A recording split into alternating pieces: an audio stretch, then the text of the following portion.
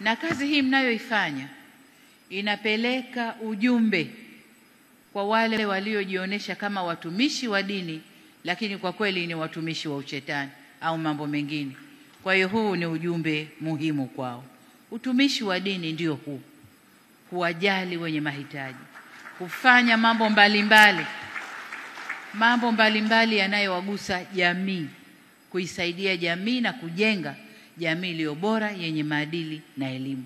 Huu ndio utumishi wa dini. Jitihada za uchangishaji ambazo tayari zimewawezesha kukusanya kiasi fulani cha pesa, si haba baba askofu, kwa sababu umetuambia hapa kabla kuingia kwenye ukumbi tayari kwa kuna bilioni 3.5 ziko benki zishakusanya, lakini wakuu wa majimbo hapa wametugaia bilioni 2.7, 5.7.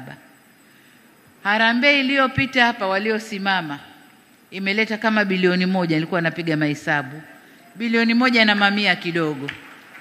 Kwa hiyo ni bilioni 6, na hapo bado karatasi zilizopita kule hazijasomwa, na tukisoma zile karatasi tayari zimetusogeza. Lakini hizi ni kwa ajili ya kusimamisha jengo tu.